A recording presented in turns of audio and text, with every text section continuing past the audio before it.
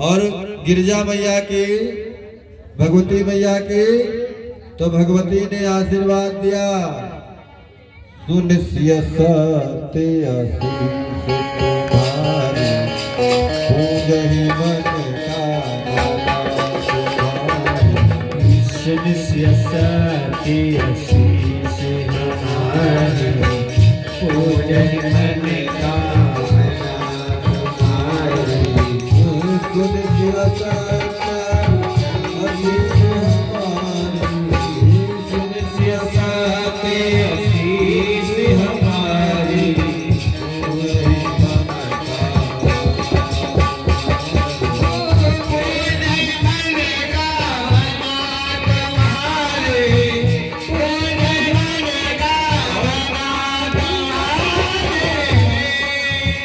मन जाहिरात हूँ मिलहि सोबर, सहज सुंदर सावरो, करुणा निधान सुजान शील स्नेह यही भांति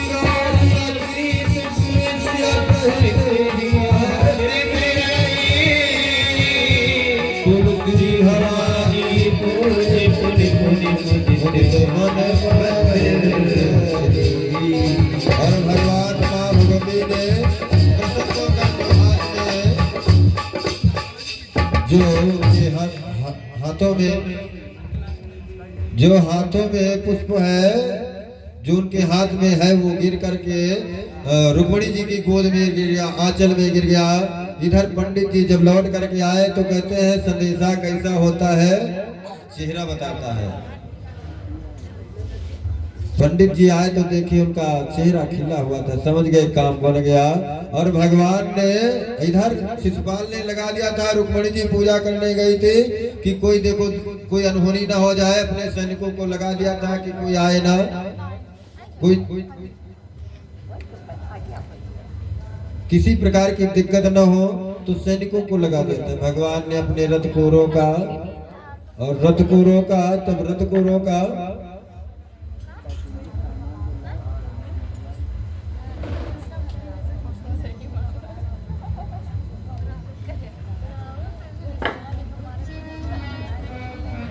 कहते हैं तो रुक्मिणी जी ने प्रसन्न होकर के भगवान कन्हैया को देखा। कैसे देखा? जैसे कि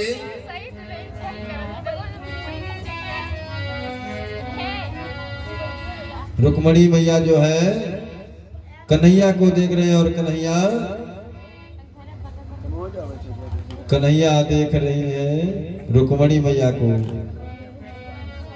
राम देखे सिया और सिया राम को,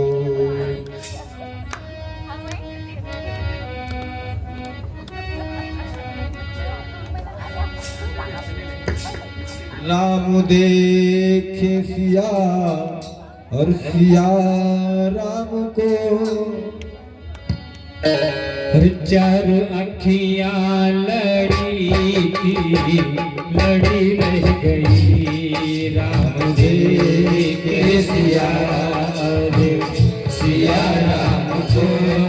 चार अखियां लड़ी थी, लड़ी रह गई, राम देखे सिया सिया राम को।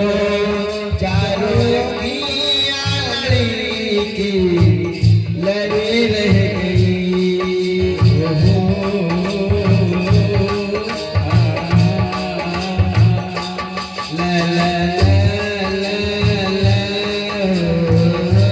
आज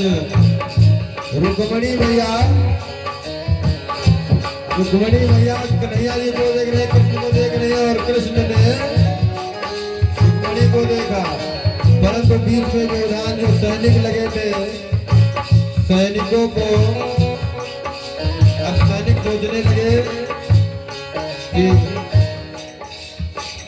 सैनिक सोचने लगे कि कहीं, अब सैनिकों को जब देखा, सैनिकों को भगवान ने अपनी चितवन तिरछी नजर से देखा, सब मोहित हो गए, मोहे सब नर नार।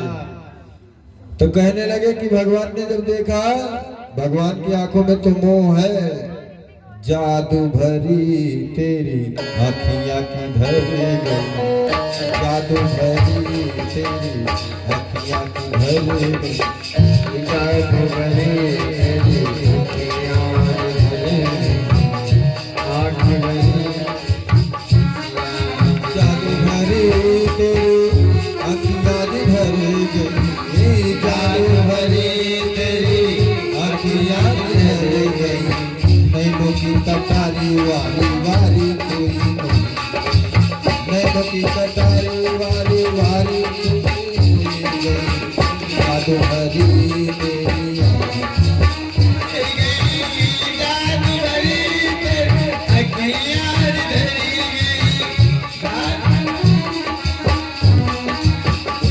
तो भगवान ने आंखों में आंखें डाल लिया। सैनिक कहने लगे वाह,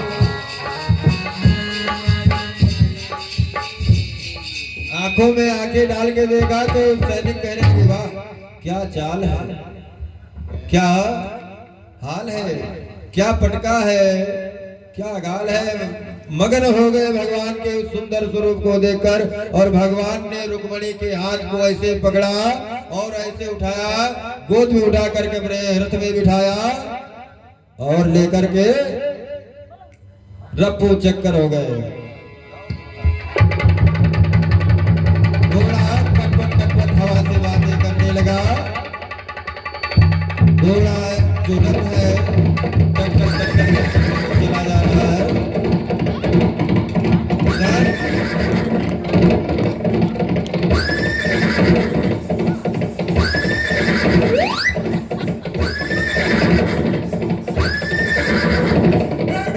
रुक्मणी जी जो है अब इधर देखो,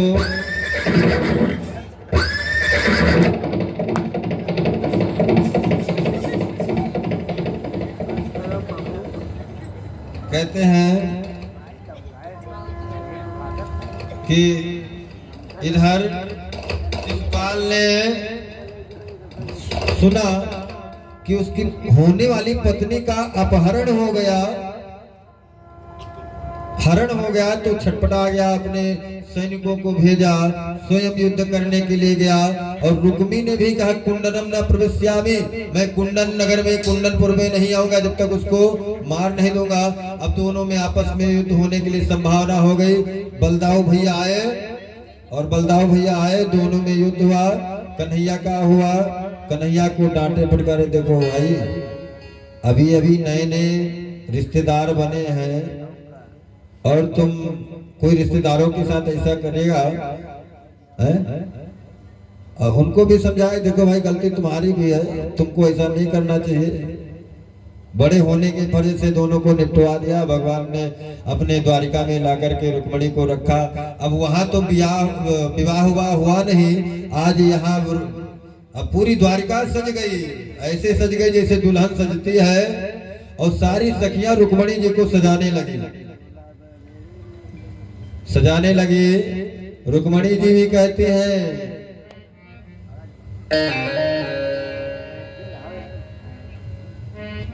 रुक्मणी जी भी कह रही हैं कि आओ,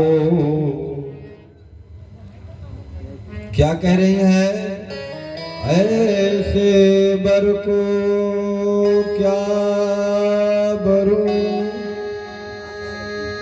जन्मे अरुमर जाए, बरिए गिरधर लाल को जो चुनो अमर हो जाए।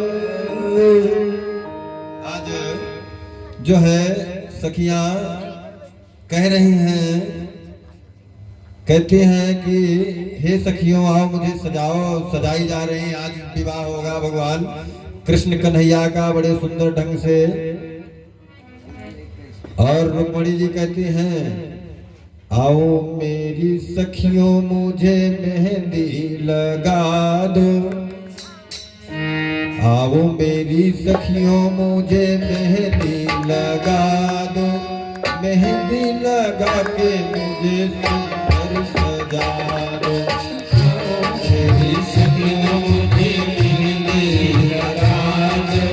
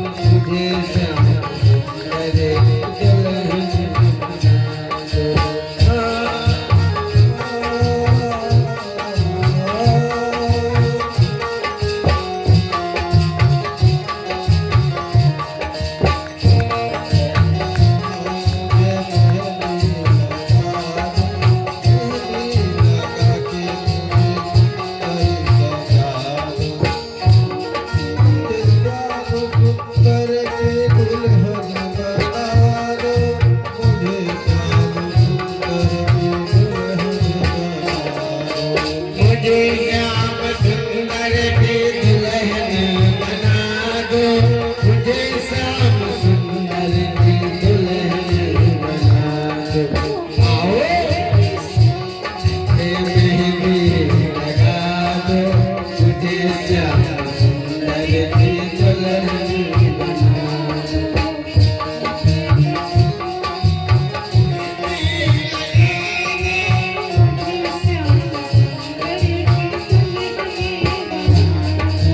सत्संग के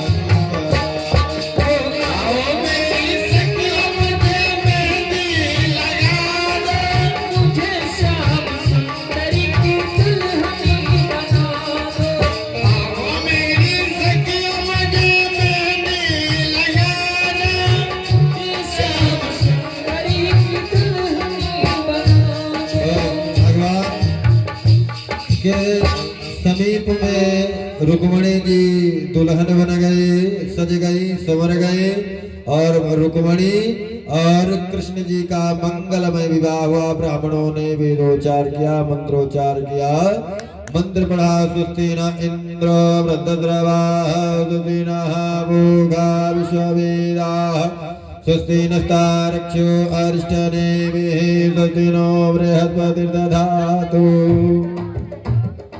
रुक्मणी मैया का सुंदर विवाह हुआ। रुक्मणी मैया के विवाह के उपरांत भगवान ने जामवती, सत्यभामा, मित्रविंध्या, शैव्या, लक्ष्मणा, नग्नजिति, कालिंदी 8 पटरानियों के साथ में विवाह किया। कथा लंबे है, थोड़ा समय कम है, निकलते हुए चलेंगे। फिर 16,100 भौमासुर एक पृथ्वी का पुत्र है, वो बड़ा आतताई राजा है। उसने सारे राज्य के राजाओं की कन्याओं को चुरा लिया, हड़प लिया, छीन लिया, जबरदस्ती उसको बंदी बना लिया, बलि देने वाला था। अब भगवान ने सत्यभामा को लेकर के जाकर के सत्यभामा है पृथ्वी का रूप। सत्यभामा जो है भगवान की है, और भगवान विष्णु की पत्नी पृथ्वी है और पृथ्वी का रूप सत्यभामा है। सत्यभामा को लेकर के भौमासुर के पास में गया और भौमासुर से युद्ध करके उन 16,100 राजकुमारियों को कारागार से निकाला। और कारागार से निकलने के बाद भगवान ने कहा जाओ तुम लोग अपने अपने घर को जाओ। वो राजकुमारियों ने कहा ये बताओ प्रभु, जिसकी कन्या कई वर्षों से गायब हो और वो अपने घर में महल में जाएगी, उसके घर वाले उसके राज्य वाले उसको रखेंगे, बताओ आप बताओ।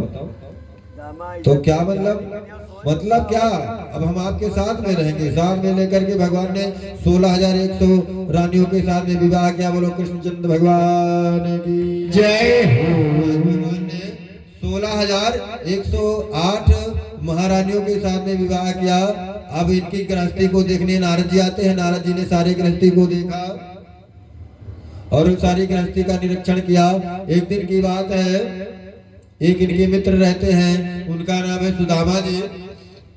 बहुत गरीब है बेचारे, दुखी रहते हैं, बहुत दुखी रहते हैं। ठीक है, अरे विवाह हो गया अब महाराज एक कैसी डांस कर बे, एक गाना लगवा भैया, एक गाना बजा दियो, डांस कर लिए।